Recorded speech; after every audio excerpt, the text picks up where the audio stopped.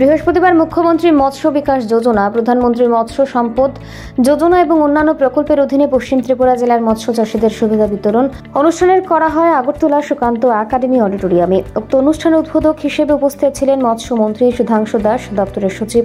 Dipa D Nair, বিধায়িকা মীনা রানী সরকার সহ অন্যান্যরা। এদিন প্রদীপ প্রজ্বলনের মধ্য দিয়ে অনুষ্ঠানের শুভ সূচনা করেন বিশিষ্টজনেরা। এদিনের এই অনুষ্ঠানের মাধ্যমে পশ্চিম জেলার মৎস্য চাষীদের দপ্তরের অধীনে বিভিন্ন যোজনার সহায়তা প্রদান করা হয়।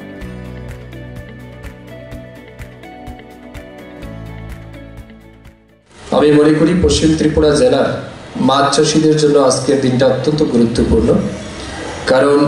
ফিশারি ডিপার্টমেন্ট অনেকগুলি পরিকল্পনা এবং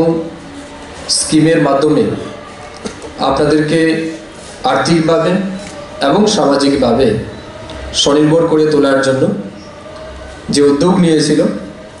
তার বহিঃপ্রকাশ আজের এই অনুষ্ঠানের মধ্যে দিয়ে হবে। আপনারা জেনে আনন্দিত হবেন, এই দপ্তরের দায়িত্ব নেওয়ার পরে 2023 সালে যখন আমি মন্ত্রী হিসেবে দায়িত্ব নেই, তখন বাজেট অধিবেশন যখন হয়, আমার দপ্তরে যারা প্ল্যানিং ডিপার্টমেন্টে আছেন, যারা পরিকল্পনা বাস্তবায়িত করেন,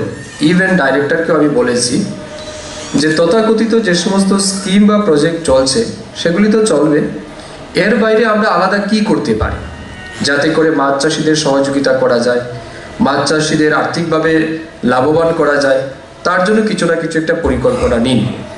তো এই সমস্ত বিভিন্ন বিষয়ের উপর আলোচনা সমালোচনার পরে আমরা সিদ্ধান্ত নিয়েছিলাম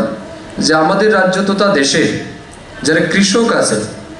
কৃষি এবং কৃষি কল্যাণ দপ্তরের পক্ষ থেকে যেহেতু তাদেরকে 6,000 টাকা প্রতি বছর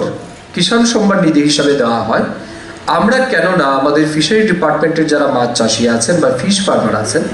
তাদেরকে কেন আমরা সমান অনুপাতে সুযোগ দিতে পারি না? কারণ তারাও চাষি, যারা কৃষক যারা আছেন, ধান, সবজি, অন্যান্য সিজনাল সবজি যারা করেন, তাদেরকে যদি আমরা কৃষক বলি, ঠিক তেমনি আমাদের রাজ্যের যারা মাছ চাষ করেন তারাও তো কৃষক, তাদেরকেও কিছু না কিছু সুবিধা আমাদের দেওয়া উচিত।